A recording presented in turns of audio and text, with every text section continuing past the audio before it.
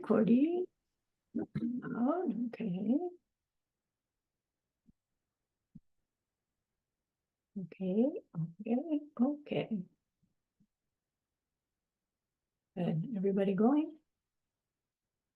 All right, then. For the recording, welcome back. We are ACI course 4, class 9. This is May 2nd, 2024. Let's gather our minds here as we usually do. Please bring your attention to your breath until you hear from me again.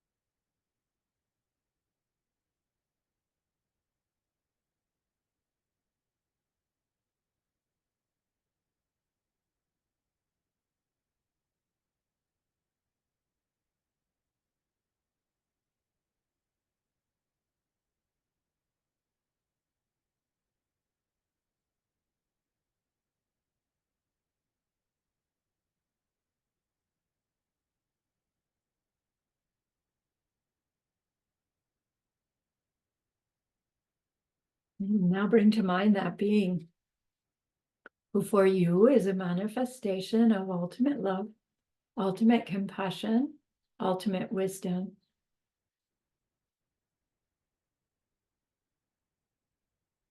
And see them there with you. They are gazing at you with their unconditional love for you.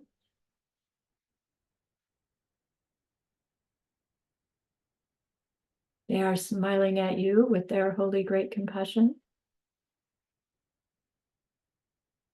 Their wisdom radiates from them. That beautiful golden glow encompassing you in its light.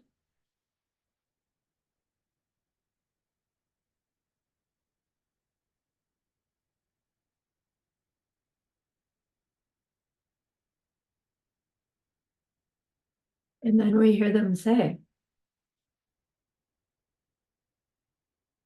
bring to mind someone you know who's hurting in some way.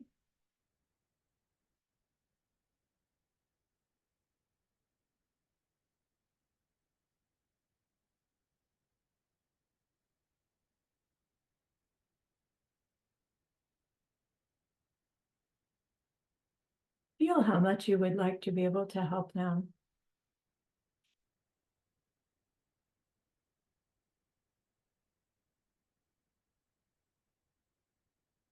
Recognize how the worldly ways we try fall short.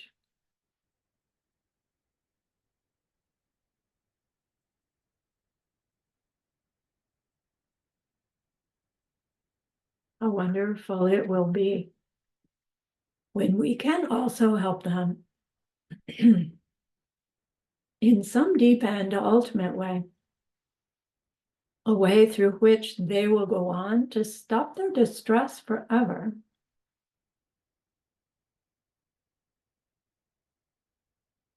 We're learning how this will be possible.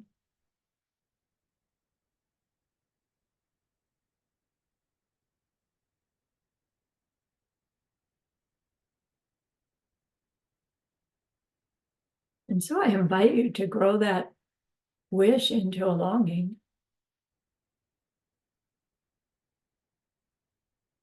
And that longing into an intention.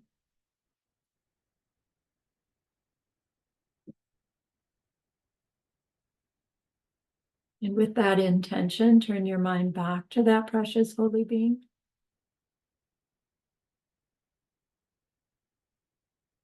We know that they know what we need to know, what we need to learn yet, what we need to do yet. to become one who can help this other in this deep and ultimate way. And so we ask them, please teach us that.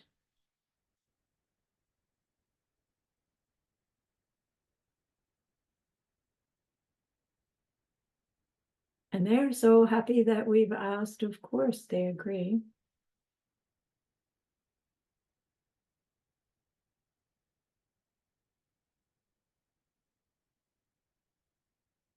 Our gratitude arises. We want to offer them something exquisite.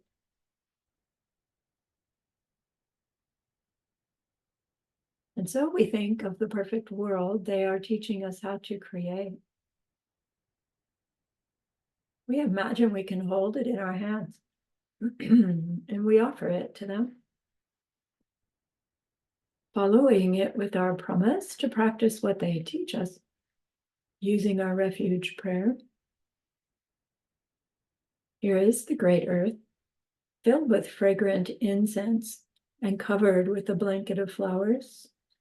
The great mountain, 4 lands, wearing the jewel of the sun and the moon. In my mind, I make them the paradise of a Buddha and offer it all to you. By this deed, may every living being experience the pure world. Idam Guru Ratna Mandala Kamnirya Tayami. I go for refuge until I am enlightened to the Buddha, the Dharma, and the highest community. Through the merit that I do in sharing this class and the rest, may we reach Buddhahood for the sake of every living being.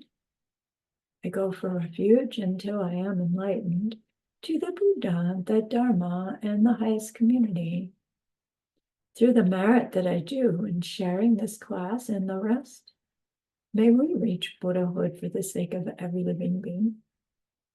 I go for refuge until I am enlightened to the Buddha, the Dharma, and the highest community. Through the merit that I do in sharing this class and the rest, may all beings reach their total awakening for the benefit of every single other.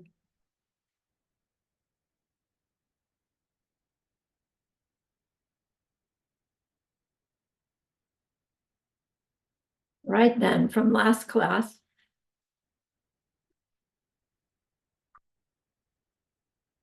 we saw that Master Dharmakirti's premise for his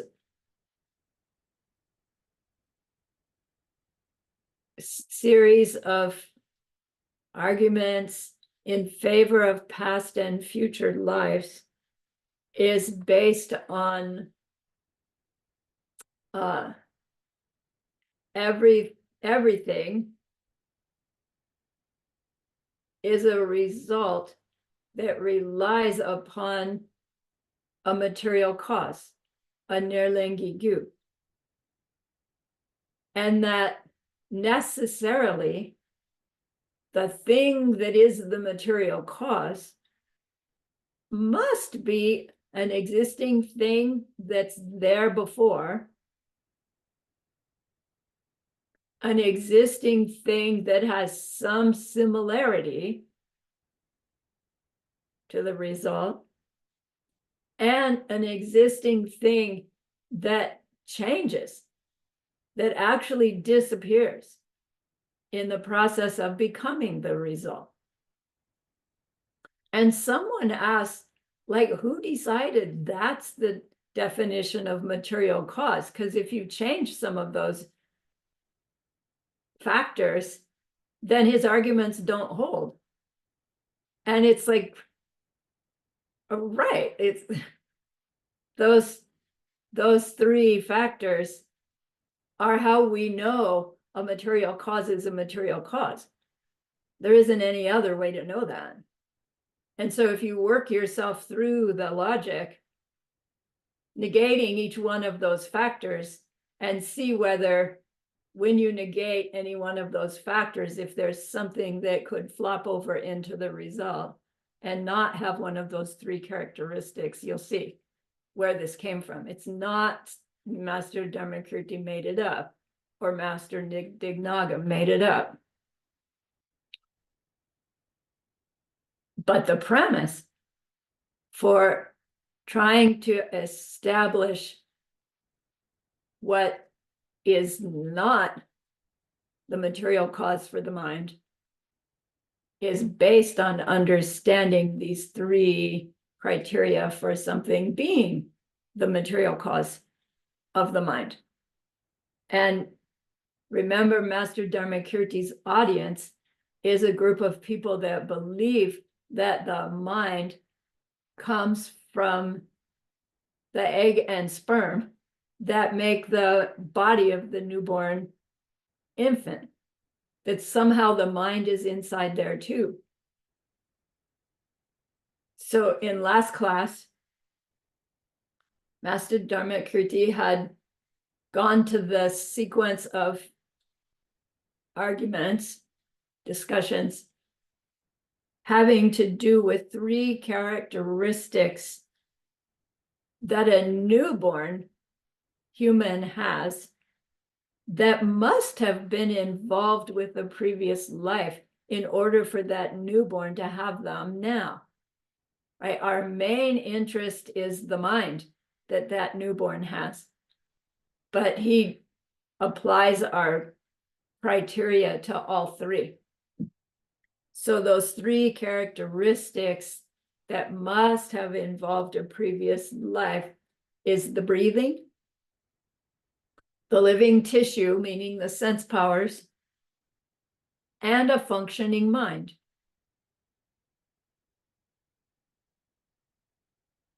So we learn at least three reasons why those three characteristics don't come from the elements. Right? Because he's talking to people who believe that they do. They've said that this new person, their body and their mind, come from that tissue that comes together from the parents. So somehow they're believing that mind, breathing, and sense powers have been caused by the elements that made up the egg and the sperm. So he's addressing that. They can't come from the egg and the sperm. Why? One of his discussions was, if they did come from the elements that make up the egg and the sperm, then anytime those elements come together, you should have those three. And, we looked a couple of times at bringing out at elements being together in some combination.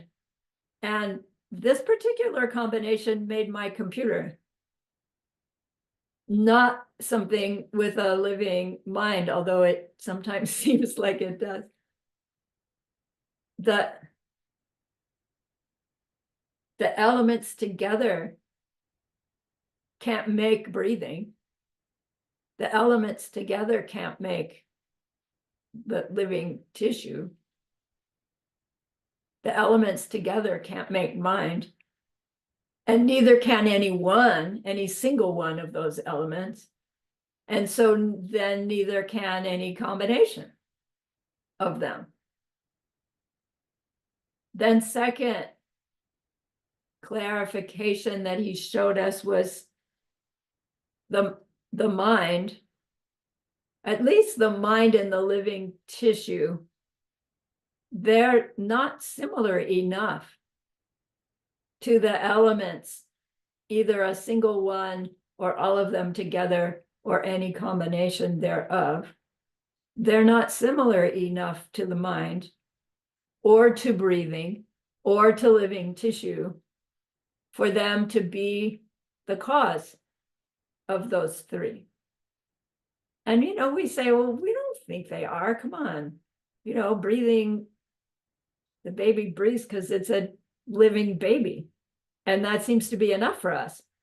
But really, where does it come from? What makes it? Then the third was the third factor in a material cause is it has to be there before, and then it turns into the result. And it has to be, the result that it turns into has to be somehow similar to what it was as the cause. And elements, earth, water, fire, wind, they're not similar to breathing. They are not similar to living sense organs. They are not similar to mind. They're not similar enough to be the causes of those three things.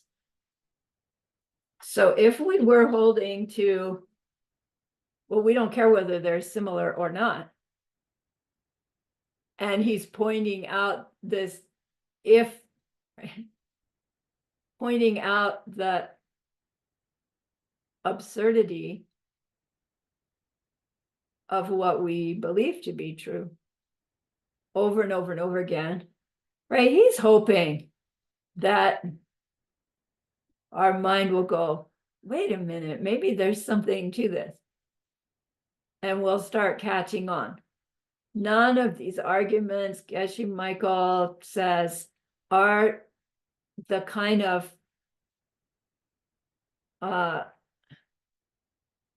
thing that will make us have this, whoa, amazing realization in which, we change our life. They are arguments that we chew on and chew on and chew on until that old belief system makes less and less and less sense. And a new belief system becomes more and more automatic.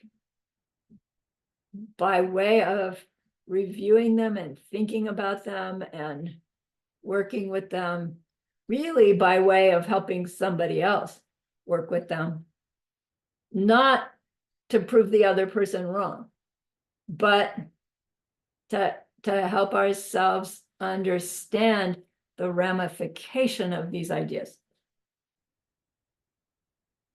So in this class, we're still going through Master Dharmakirti's sequence of arguments, right? He's taking us in a particular place, and he hasn't got there yet.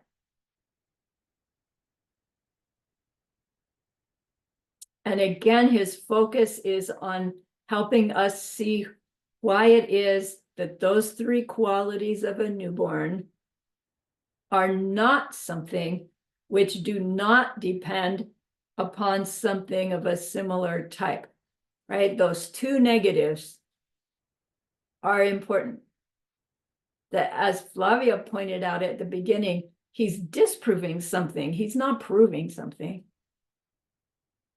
We're disproving something. And generally speaking, what you'll find when you're working with your Buddhist logic ramifications, it will come down to disproving things more than proving things.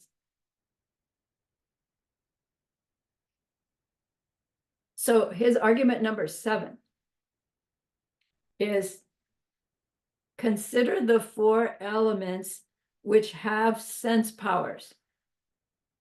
So what he means by the elements that have sense powers is that when you consider our sense powers, which we learned is our retina and optic nerve and the brain tissue that the optic nerve does its thing for, the others as well, including the nervous system of our tactile sense organ, right, which is our skin and our joints. Those actual tissues are also made up of the four elements. But now those four elements, I don't know how, I don't know why, are involved in making living tissue instead of being involved in making a rock. So we have elements that are factors in our living tissue.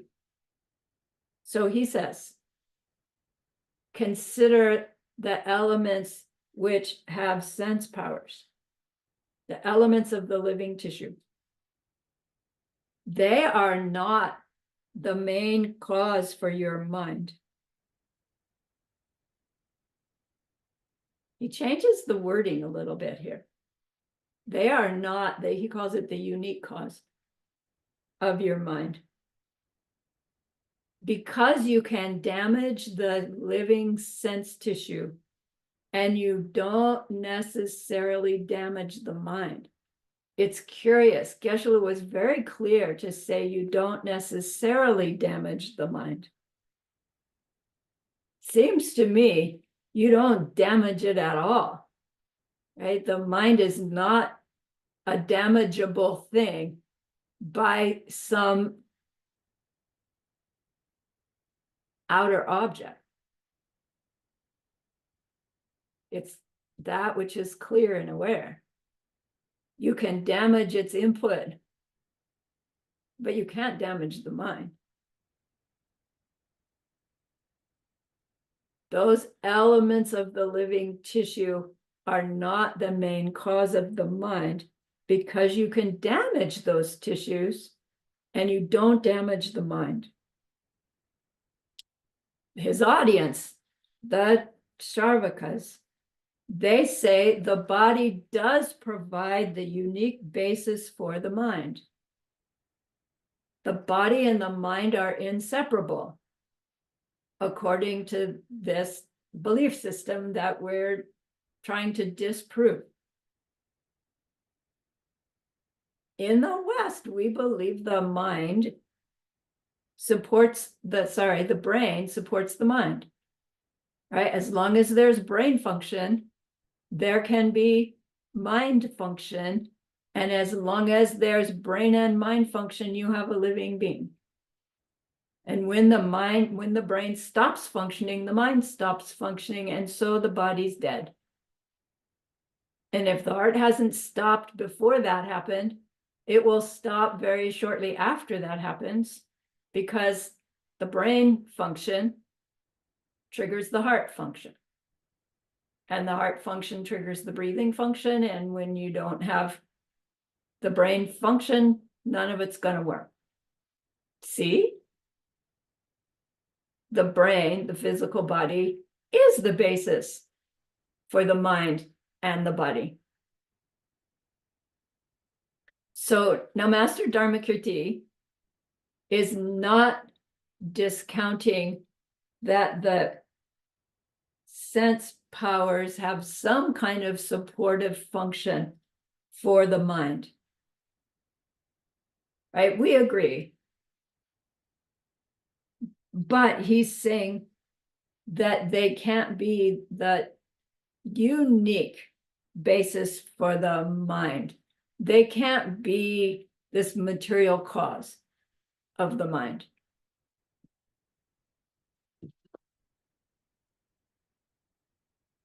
Mind is that which is clear and aware.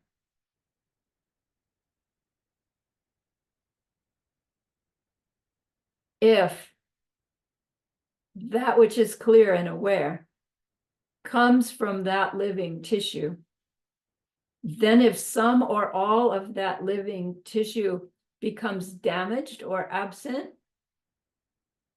destroyed, then a part of the mind or the whole mind should also be damaged and destroyed. Shouldn't it? And it's like, so you lose your eyeballs. Yes, you'd be distressed. And yes, you're not going to have visual input anymore.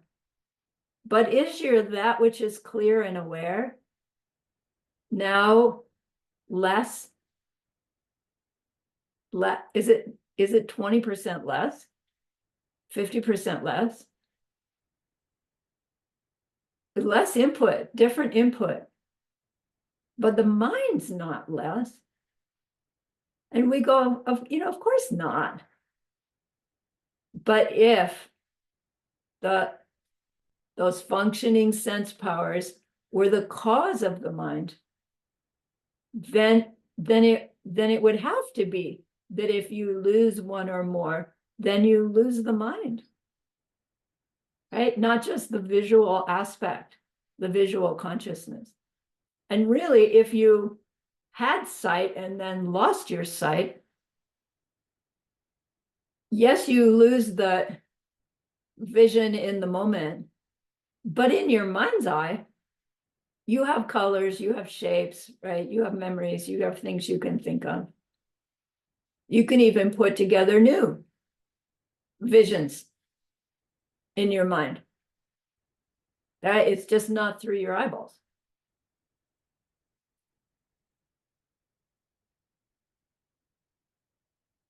So Master Dhammakriti tells a story, and it's a story about this great Bodhisattva traveling to Nalanda University. So if he's going to use a Bodhisattva story to help clarify his point with the Sharvakas, they must believe in Bodhisattvas. So he says, here's this great Bodhisattva on his way to Nalanda, and along the way, he meets this guy by the road. And the guy by the road is a demon disguised as a human, but the Bodhisattva doesn't know it. Demons are out to make trouble, interfere. So this demon says, ooh, here's somebody I can play with. And he says to the Bodhisattva, you're a great Bodhisattva, right? And the Bodhisattva's going, well, you can't tell a lie, but you're not going to go, yes. But he goes, grumbles. And the guy says, well, I need one of your eyes, please. Would you give me one of your eyes? And the great Bodhisattva says, well, or thinks, wow, if that'll make him happy, great. So he reaches in and pulls out his eyeball and hands it to the guy, happily. We're not allowed to do that until you can do it happily. Okay, so no giving your eyeball to the next demon that says, give me one. So happily, he gives the eyeball. And the guy goes, ew, you touched your eyeball with the wrong hand. He must have done it with his left hand, right? And the guy goes, ew, you touched this eyeball with your wrong hand. I can't use it. He throws it on the ground and he stomps on it. And at that moment, our Bodhisattva, has this like, oh man, right? Are people really helpable? And this same story is used to debate whether or not that Bodhisattva lost his bodhicitta in that moment when we learn our Bodhisattva vows. But that's not the purpose of it this time. So this Bodhisattva, he goes on. He gets to the Nalanda, and I don't know, over time, people are teasing him, for being a one-eyed guy, for being so ugly. And he says to them, I see more with my one eye. I see more of the scriptures with my one eye than you see with two. And that's Master Dharmakriti's example of why it is that the living tissues can't be the basis for or the material cause of the mind. Because if that were true, then this Bodhisattva would not be able to see more of the scriptures with one eye than the others could see with two, because he would have only half his mind, because he only has one eye. So if you only have half your mind, you can only understand half the scriptures, or the scriptures halfway. Do you see how absurd it is? The ramifications of our belief that my information that my sense objects give my mind make my mind be what it is. I admit, I still kind of have that feeling inside.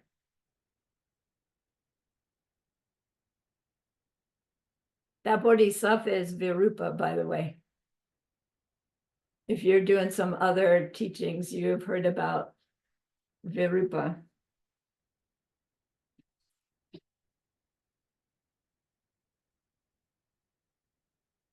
Master Dharmakirti's point is that if the bodhisattva, it was great pleasure for the bodhisattva to reach in and give his eyeball to this other person, until he gets it smashed. But it was a pleasure to do that. How can something, no, that's not the right phrase. If losing an eye, losing a sense power affects the mind negatively, then how could this example of losing an eye affect the mind positively?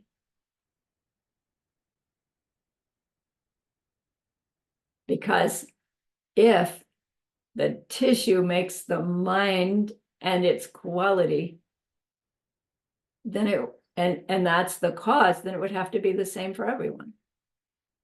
But here's somebody who had great pleasure giving his eyeball away. Geshe-la shared a more modern example. He says, consider a woman who's just given birth to a healthy baby. Her living tissue has been beat to heck, but she is so happy. If her living tissue circumstance is the cause of her mind should be distressed and upset because her living tissue is distressed and upset, but she's not. That one's a little more relatable than the eyeball.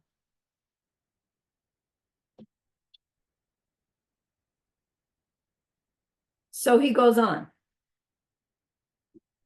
Argument number 8.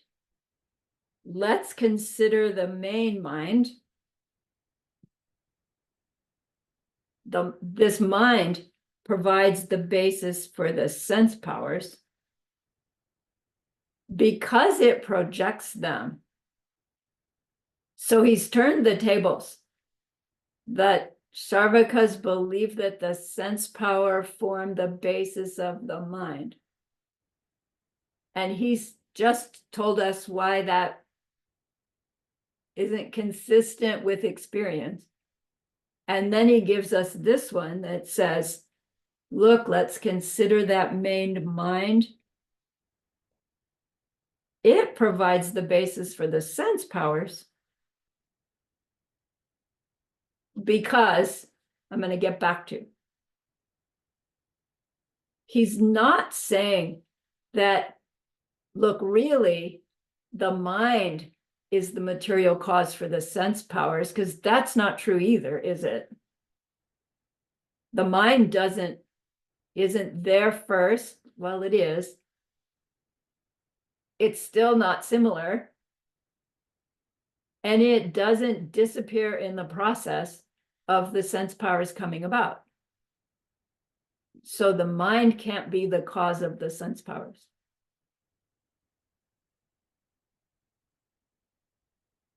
If we think about it, we will come to see that the mind is contributing factor to the sense powers. one reason we could say that is because without the mind as a contributing factor to the sense powers, they wouldn't be living tissue. They would just be some combination of earth, water, fire, and air. But they have some kind of livingness to it. They contribute to the mind. We have our eye consciousness, our ear consciousness, our nose, smell consciousness. We wouldn't have those consciousnesses if we wouldn't have those consciousnesses functioning, maybe I could say, if we didn't have those sense organs. But if you didn't have the main consciousness that, right, oh, visual, oh, right, then those living tissues wouldn't have that impact, wouldn't have the livingness to them. So the mind's actual relationship to the living tissue is that it's the force that brings those elements together in the way that they do.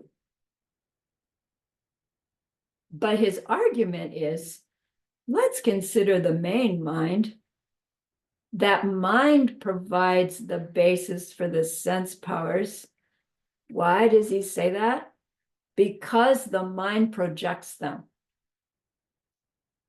Now, he doesn't wait to hear what the Sharvakas have to say about that, because he knows he's gone out on a limb and used an argument that that they don't believe, right? They don't know what he means by the mind projects them. But he's planting this unstoppable seed. And he just goes right on. So the mind is the basis for the sense powers instead of the other way around. Why? Because the mind projects those sense powers. As already functioning, educated Buddhists, we know what he means by that, right? Karmic seed ripening into a mental picture. So he's saying karma is what brings together those elements in such a way, with the mind in such a way, that make them living tissue. But he doesn't stop. He goes right on and he says, consider the mind. It is the cause for the mind to stay because of mental karma from the past. Consider the mind. That mind itself is the cause for the mind to stay because of mental karma from the past. So now, the mind to stay is a phrase that he's using to imply this stream of awareness that's happening. We believe there's a stream of awareness. Sharvakas believe there is a stream of awareness. They just think it pops into being at birth or conception, I'm not sure which, and goes out of being with the death of the body. So he's talking about this staying of the mind, not staying the same, but there and then there again, and then there again. Here I am again, here I am again, here I am again.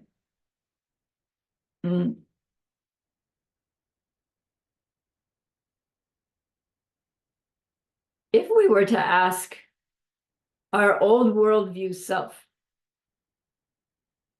like what keeps us, what makes our mind stay? It would be like saying what keeps us alive. You know, and if we had to answer that, we'd say, well, breathing, eating, sleeping, pooping, some amount of something in our mind that keeps us going, some amount of hope or anticipation, or I don't know, how come we wake up every morning? And most of that explanation then has to do with the functioning of the living tissue, doesn't it? And then, it's like every now and then you hear about some young, healthy person, even an athlete, drops dead. And if the life going on is related to healthy tissue, how can somebody drop dead? Oh, they weren't healthy after all. Come on, they ran 10 miles a day for fun. No, there was something wrong. And then there are also circumstances where someone has been, sickly their whole life. And they're 97 years old, like just as sickly as they were when they were 2, and yet they live a really, really long time. The Sharvakas say, when the elements dissolve, that's what brings that life to an end. The elements dissolve. Actually, our tradition agrees. It's not that the elements dissolve, but the mind projecting the elements quits projecting those elements. But even that isn't because of the quality of the elements.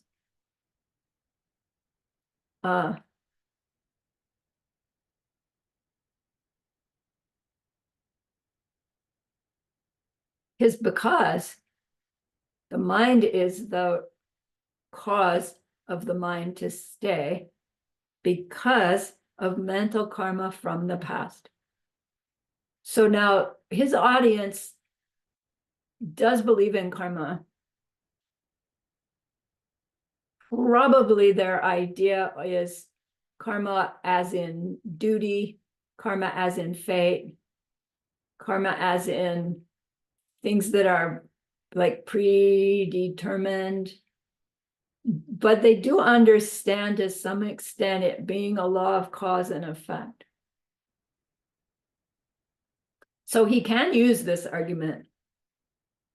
Karma of the past is what keeps our mind going. And when you run out of the karma from the past of this life, it stops. And only when you run out of karma for this life does it stop.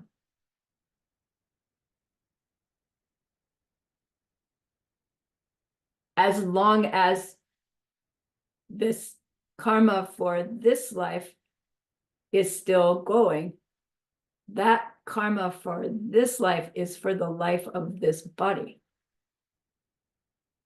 When the karma for the life of this body ends, there still is an awareness, a mind that experiences the end of that body's karma in order for that experience to be established as existing. So in order to die, you have to have a mind that's aware that it happened. So the mind can't die when the body dies, can it?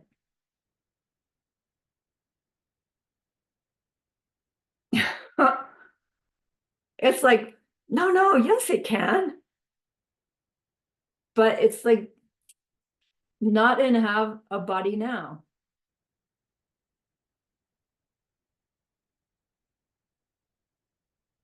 Geshe-la says this is so elementary, we miss it. I think it's so deep, we miss it.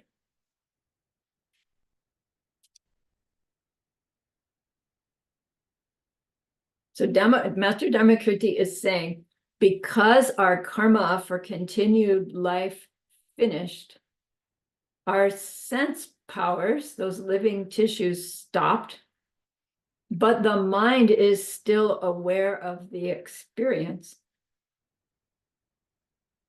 in order to have the experience.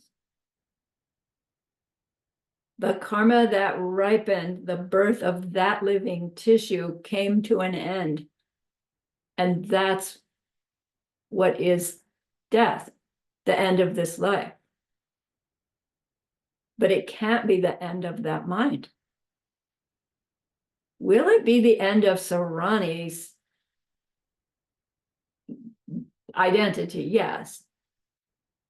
But my mind is not Sarahni, right? The mind is that which is clear and aware of being Sarahni in this lifetime.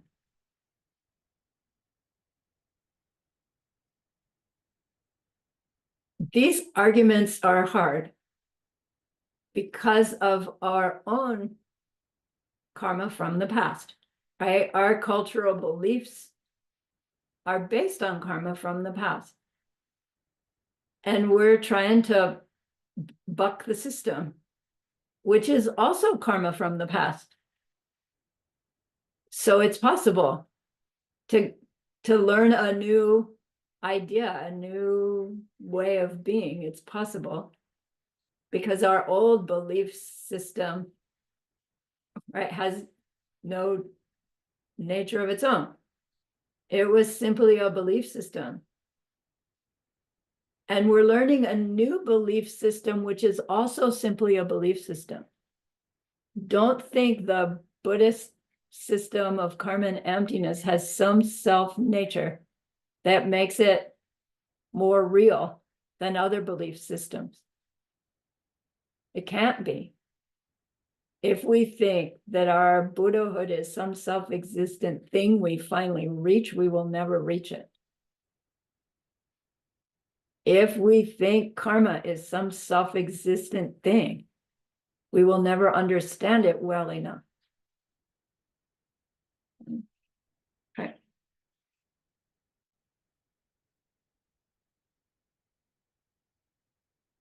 Consider the mind. The mind itself is the cause for the mind to stay because of mental karma from the past. So he's not saying that the mind in this moment is the material cause of the mind in the next moment. But he's saying the karma from the past pushes the mind from this moment to the next moment, to the next moment, to the next moment.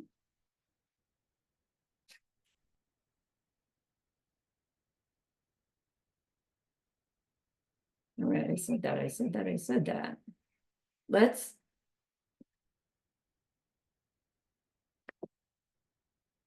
Okay, number 10.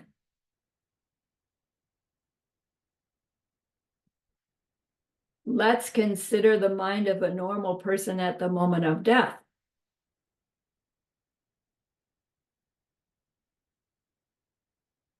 See why he's going there? Because he just said, you know, when your karma for life wears out, your physical body ends, but your mind has to still be there.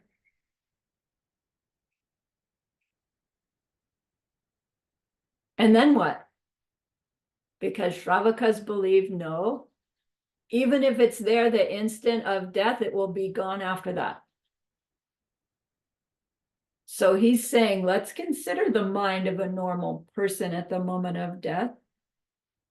His premise is it crosses the line into the next life with a mind of its own type. The mind of a normal person at the moment of death crosses the line into the next life with a mind of its own type. Why? Because that mind possesses desire. Because that mind possesses desire, something about that desire pushes that mind into another life with a similar mind at the moment of death. So we need to talk about this in greater depth. It's loaded with information. first, when we say consider the mind of a normal person at death, he's pointing out, he means a person whose mind is still stained with ignorance, whose karma, all karmic seeds are still stained with ignorance. Normal person. We're going to see in a little bit that he considers normal person actually all the way up to arhat, which we could debate that, but we'll see why he distinguishes between still having ripening seeds of ignorance and the difference at death of a mind whose seeds for ignorance are no longer ripening, right? You can still have them, but we reach a place where those seeds are no longer able to ripen. That's called arhat. It doesn't mean there's no seeds ripening. It means they're aware of their moment by moment experience as projection. Projection, projection, projection.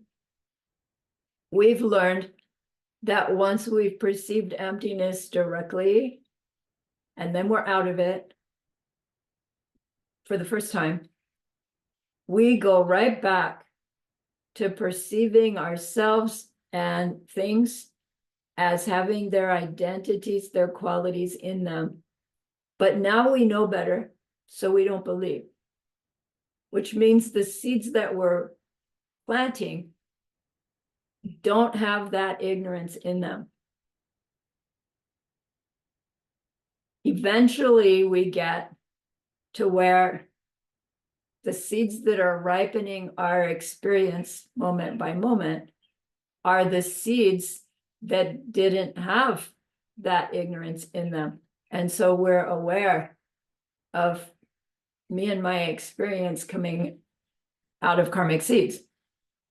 That's called arhat, not Buddhahood, because we're not omniscient yet.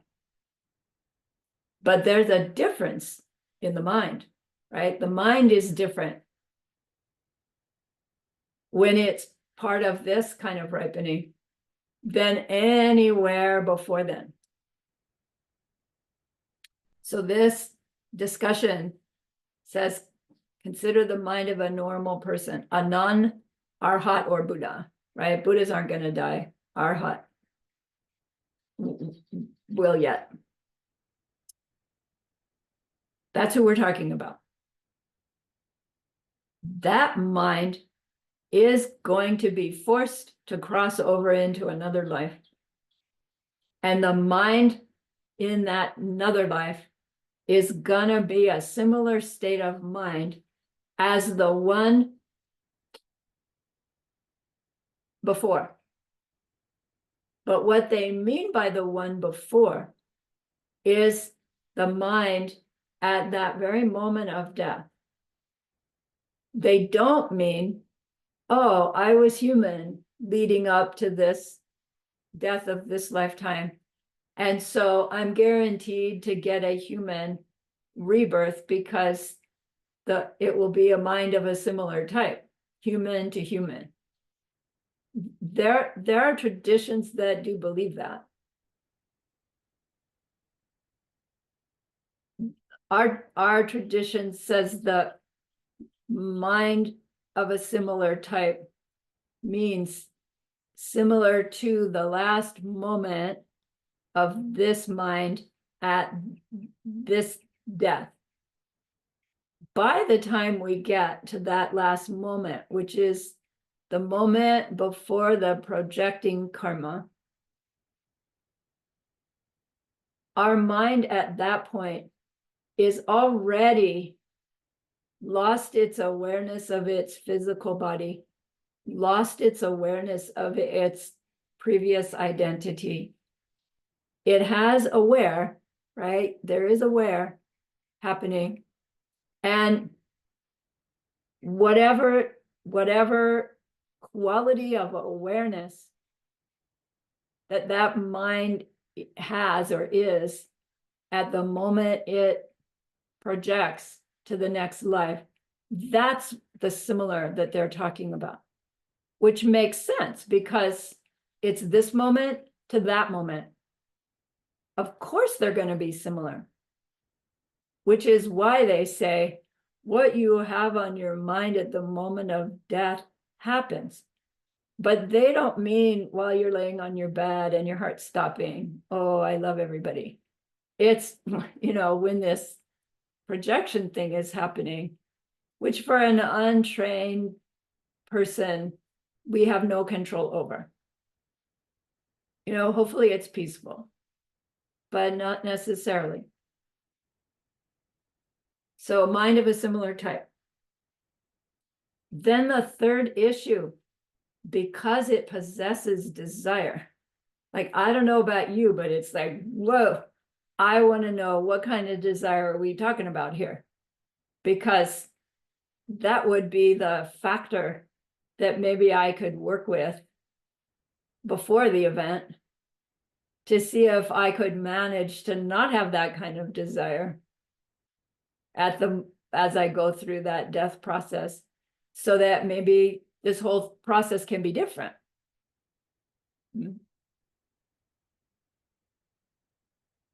So they explain that the difference between a normal person and arhat is that the kind of desire we are talking about that will push the mind into a next life of a similar type is a kind of desire that an arhat no longer has.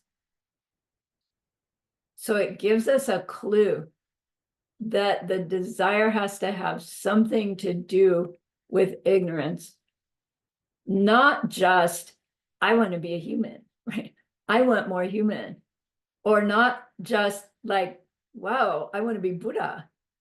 Can I want to be Buddha enough so that my desire for being Buddha will push my mind into Buddhahood?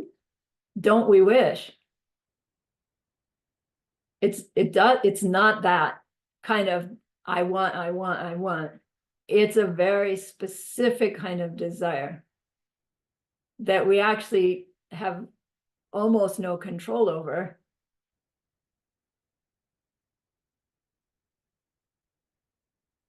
Until we hear about it and understand about it and start to work with it. And right, there's nothing self-existent about this wrong desire.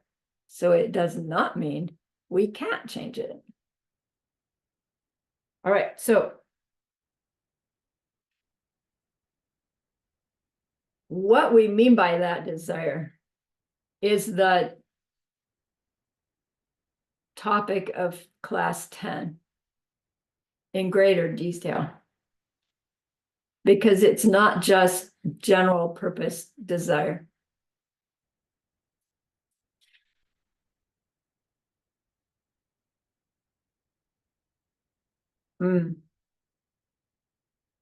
Then there's one more question on your homework that seems to come out of the blue. It says, what do you think accounts for the differences in bodily form of beings born in very similar external conditions? What do you think accounts for differences in bodily form of beings born in very similar external conditions? So say you have twins, right? And they look alike, right? Maternal twins look alike. But if you've ever been around twins, they usually have very different personalities. No, and they don't, as you get familiar with them, although they still look alike, you can tell them apart very easily. They don't look alike.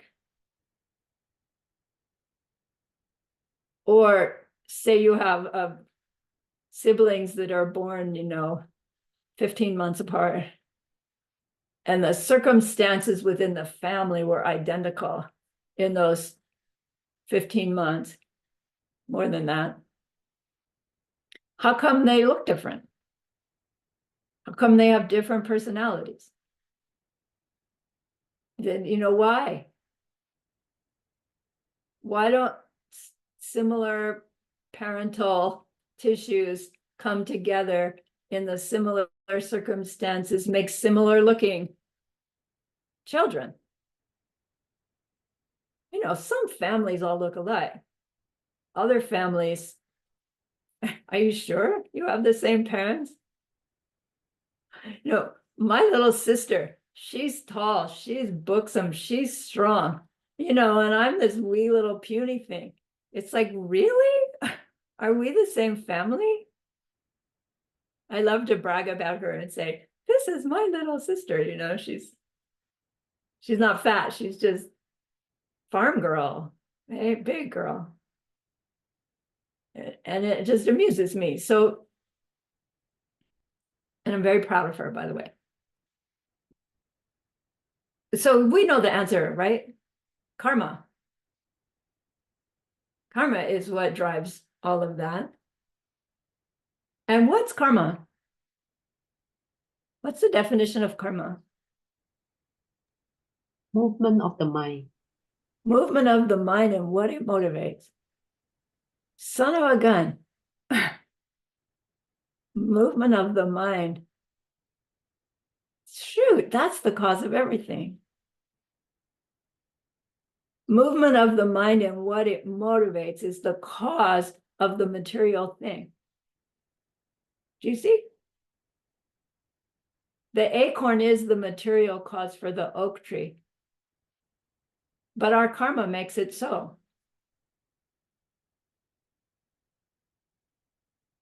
So our karma is sort of a contributing factor. All of a sudden, contributing factors are more important than material causes, in my personal opinion. It's not in scripture. Movement of the mind drives everything. So the answer to that question, the bodily form is determined by ripening karma, not by the atoms coming together in a certain way. The atoms coming together in a certain way is driven by karma. So karma is the cause for the bodily forms to be different.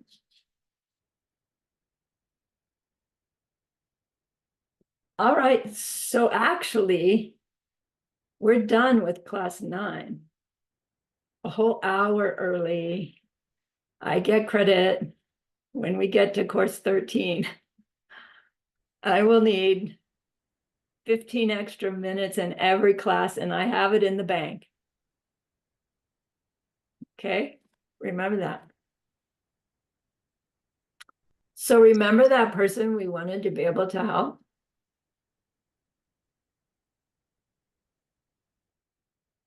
We learn stuff that we will use sooner or later to help them end their suffering forever. Really. And that's a great, great goodness. So please be happy with yourself. Happy with your past karma. Add to it. And think of this goodness like a beautiful glowing gemstone that you can hold in your hands.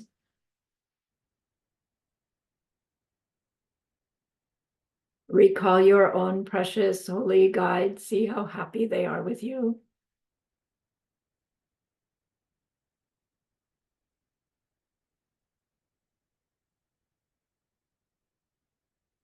Feel your gratitude to them, your reliance upon them. Ask them to please stay close, to continue to guide you and inspire you and help you.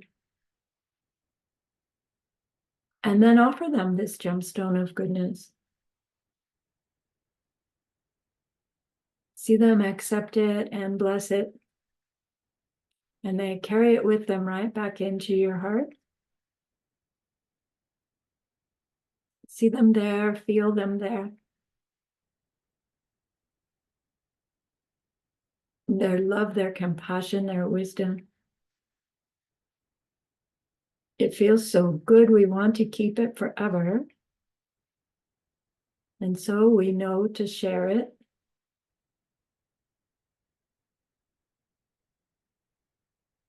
By the power of the goodness that we've just done. May all beings complete the collection of merit and wisdom, and thus gain the two ultimate bodies that merit and wisdom make. So use those 3 long exhales to share this goodness with that one person, to share it with everyone you love, to share it with every being you've ever seen or heard of, or who's ever seen you. See them all filled with happiness, filled with wisdom, filled with loving kindness. And may it be so. All right, my dears. I can stay if there are questions. Yes, I have question. Yes, ma'am. You want me to leave the recording on or stop it? It's okay. Yeah, it's okay to be. Okay. Yeah. Okay. Lama Sarahni, I'm trying to figure out it. This is the school. Is it the Sutric school that we are Mhm. studying? Yeah, Okay. technically. So I'm trying to figure out, right, when we see something, right, let's say we talk about eye faculty. So eye faculty is seeing the outside, which is only color and shapes. Right. So the color and shapes, is it the ability of the eye faculty, or does it need the eye consciousness? Just the color and shape. Let's say I see a Lama Sarahni in front of me. Okay, Right. white shirt. Okay, white hair. So that is all eye faculty. Am I correct? Or is it the eye consciousness has to come in at this point to say, yeah, that is back frame of the spectacle? Right. So the the eye faculty has the capacity to pick up information that the eye consciousness will use to say white, long, yellow, square, right? Not in those words, but in their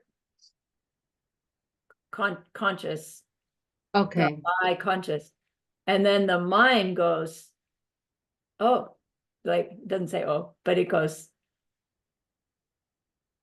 Sarahni's hair, Sarahni's face. Right? The actual eye living tissue only picks up specific information. Okay. So it's like a lens. It doesn't have any Right. so-called capability to differentiate Right. that is white or that is square, that is round. No, Okay. no, Okay. no. Then I'm trying to relate this to like what you mentioned just now about the science, right? So we always say in science that we say the brain has the capacity, first of all, to differentiate. Okay, that is round, that is whatever, right? So the brain has that capability. So if Right. we were to equate that, the science will actually says that the brain actually is our consciousness in that sense, Yes. right? So when we say, but I remember Gershwin Michael, and I think just now you did mention, right? Even the nerves itself, because we say that the nerves has the capability to sense and be able to process the information, right? Or to send the information to the brain and say that, okay, that is round and that is square. Now, I think it doesn't explain how it translates to Lama Sarahni. It doesn't say that, right? Right. Science can't do that. You know, when they keep devolving what's going on in the brain, they get down to the little synapse, right? There's this Yeah, side of the yeah, synapse and that side of the synapse, and there are these chemicals that are going back and forth. right. And the amount and the frequency, I guess, and the timing of those chemicals going back and forth somehow translates in the brain to a visual image or to a auditory Hearing. image, right? And then some other part of the brain lights up as the person is having the thought, oh, pecan pie, right? So when they do the real-time scanning now that they can do, they don't see a picture of pecan pie inside the brain, but they see, right, this part light up, and this part light up, and that part light up. And if the person can say, well, I was thinking of pecan pie and I was wanting it and almost tasting it, then they're going to say, well, look, when the pattern in the brain looks like this, that pattern is equivalent to experiencing the pecan pie. And my guess is they would put a piece of pecan pie and they would say, think of pecan pie, and it would be a different pattern in the brain. So they're going to say the pattern is like a mirror image of the outer world, right? Because the outer world exists for scientists. And if we could, get sufficient data into our AI, we would be able to translate the brain function into the outer picture and the outer picture into brain function because of patterns. Okay. And technically in Buddhism, we still classify all this that we are seeing as physical, right? Not mental. Yes, physical. Right. So the brain, the mind, not the mind, the brain functions, the nerves, all the synapses and everything, it's still physical, not the mental aspect. Right, right. Okay. And that physical is projected. It's projected as physical, and so it is physical. Okay. So that it would be the higher school. Higher school. Yeah. Okay. Yeah. But in this school, it's still physical, and it's from karma. Yes. Okay. Yeah. So I have another question which is related to, I know there's not a lot of study about dementia, patient that is dementia. Yeah. What in the Buddhist definition, right? If a person who is in dementia, is the mind still aware, clear and aware, or the mind, I don't know. Is it the physical that is having problem? Is the mind that is no longer has that clear and aware? I remember hearing Geshe Michael speak about this specifically. And he was saying that dementia occurs when our seeds for consistency are not ripening. And it triggered some thoughts in my own mind that years ago, before we had testing and more sophisticated understanding, like what I was taught to ask my seniors was, do you still know where your spoons live? Right? Do you still know where you're supposed to put your keys? Do you still know? Right? And it wouldn't be them that says, no, I don't know where spoons live. It would be their spouse that says, no, I don't understand why I ask them to set the table and they stand in the kitchen not knowing what to do. It's like they have the clear and aware, but things that used to be very familiar and automatic are no longer ripening in that way. Geshe-la called it losing consistency karma, of being able to put information together consistently to come up with a identity. And they lose that karma. Why? You know, I don't know. How could you cause somebody else to lose consistency karma, which would be how we would lose consistency karma? And I don't understand. I don't know. But you can click that and see. Yeah. Okay. Thank you. Alex. But Okay, good. someone that changes their mind continuously and don't follow their promises and appears and disappears, especially if it's a high karmic object, like for example your children, or you know, things like that. I don't know. Right. It could create. Yeah. It could And- create. Yeah, and in the mind of the person, they feel it like almost they want to forget.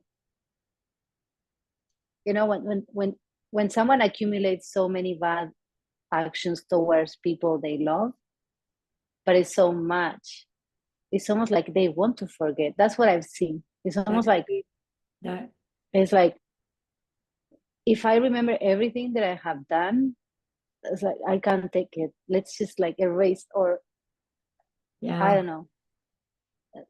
That's something that's a good insight. It really is a good insight. I'm thinking about the few people that I know in that situation that could fit. And if, you know, they have this ability to gather so much information on so many people, that I would expect that if it was a personality factor or a behavioral factor that we could pinpoint as the cause, we'll be seeing it, you know, show up. It's like, oh, people that miss their appointments regularly, they're the ones that go on. But it doesn't necessarily mean this life. It could be karmas from past lives showing up in this life as dementia for this life. So that complicates the picture a lot in terms of really being able to identify what are the karmic seeds that could bring it on. But understanding these correlations, we would see, well, if I want to do the most I can in this life for some future life, whether it's mine 30 years from now or 30 lifetimes from now, I think I do need to be consistent. The curious thing about the teaching Geshe Michael was giving about losing consistency, he said the glue that holds stuff together consistently is gratitude. And, you know, that's one of those, I can't get the correlation together. It's like, okay, Lama said it, I'm going to work with it. But gratitude is the glue that through that force that makes us be able to put the pieces together into whatever we come up with.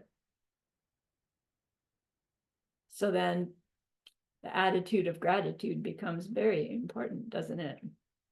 And science is showing that all over the place as well.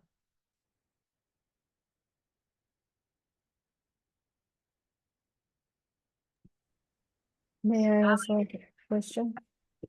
Who was that? Ali had a, Yeah, I have a question.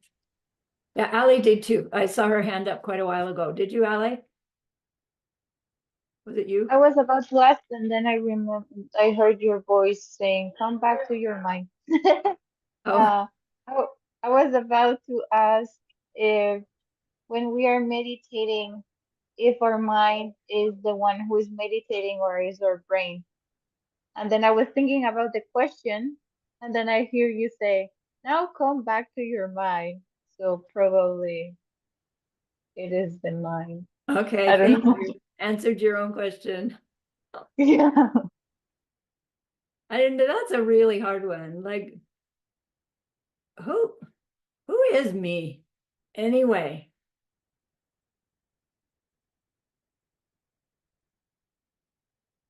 The me meditating is making corrections to the agitation and the dullness so that the meditating mind can stay on the object. And we're growing this drampa and this sheishan, and we're doing the checking. Who the heck is doing what part of what? I don't know. When you figure it out, let me know. It's totally confusing. Natty, yes, ma'am. Yes, thank you. It's totally confusing. So my question is kind of the same. You said in class that we have a stream, mind stream, and then we when we are born in this life, we get a new mind. And then no? That's what the Sharvakas believe. Oh, those are the Sharvakas. Wrong belief, right? Okay. Yeah. So we get this stream consistently in the higher teaching is described as we had the same. And it makes sense because I remember when I look at myself in the mirror, I see my body changes, but I don't feel that I am changing like Right. the way the body is changing. And I always, like, since if I look back, I haven't changed since I was, I don't know, I still have the same awareness about me since very young age, and it's still consistent no matter what is happening.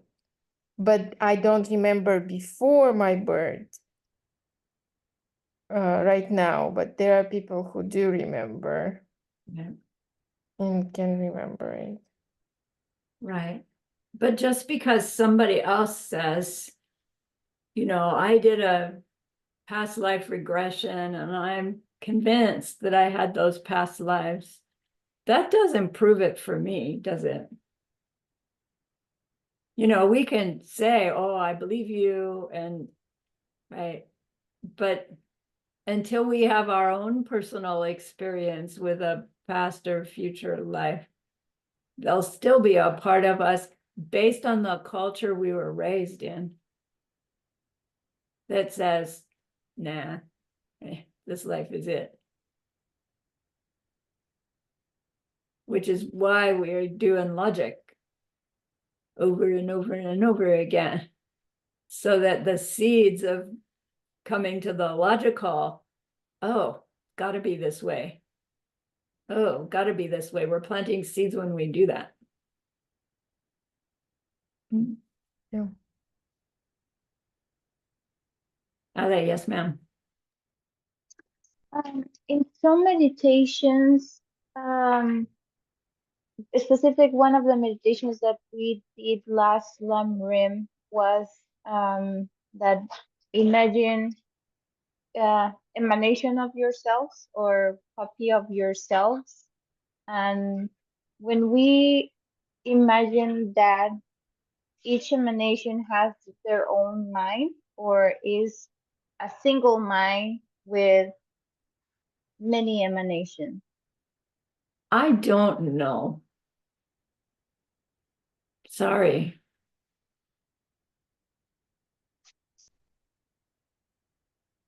It would be cool if there is a single mind with a lot of emanations.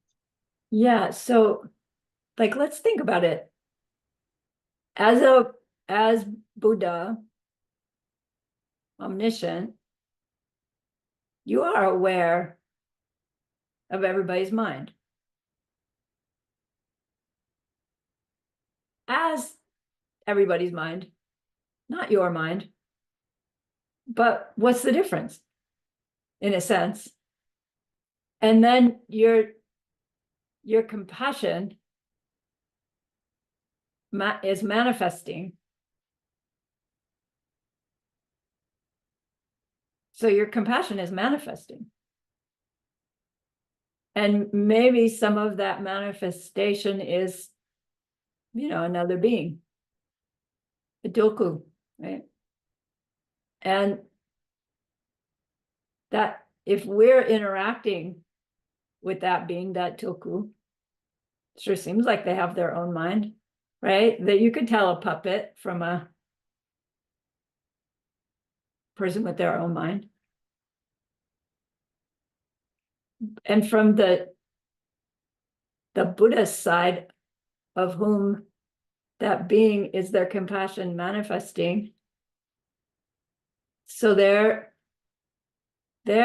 direct experience of that being in their mind must be somehow like an extension of their own. I don't know. I'm just surmising. I don't know. I think of it like an optic wire, where you've got the light at the tip and the wire can be who knows how long, but the light here, the pinpoint is here, but the actual light is out there. I kind of think of Buddhas and their emanation beings that way. But then what about if you're the little point of light? Do you have your own mind? Or are you the point of light way back here? I don't know. And so same for when you're, imagining multiple yous everywhere. It kind of depends on what seeds you're trying to plant by that. Right? Are you planting your emanation beings? In which case, feel free to have different minds in those different beings. Are you trying to imagine being omniscient? In which case, imagine you aware of all those beings and exactly what they're doing. Yeah, it would plant a little different seed in the mind. But I honestly don't know what it will be like. Thank you. Yeah. Another thing I want to say though is that science does tell us that when you're imagining, the more sensory inclusion you have in your imagination, like the more full it is, the more the brain doesn't know the difference between what you're imagining and what would be real. And when I heard that, it was like, oh my goodness, that has a huge impact on our mental seeds that we make while we're imagining. And creation stage practice of Diamond Way is all about imagining yourself as the angel and others as the angel, or yourself as the angel, sending your emanations out to help people. And the more complete is your imaginary experience, the more complete are the seeds planted. And so you can imagine, whoa, you get some powerful creation stage seeds being planted. You get them to start ripening. See how you can transform? Your reality now is powerful seeds ripening from experiences that were full on. What's the difference between an imagined experience that's full on and an unimagined experience full on? They're both mental seeds ripening. All of a sudden, we are not as solid as we think. But it takes a high level of understanding emptiness and karma to hear that. And number one, not go off the deep end, I can do anything I want. Or number two, go off the other deep end of, so all I'm going to do is sit and meditate all day. Okay? Because in doing that, we're disrespecting our obligations in the world. Some middle ground.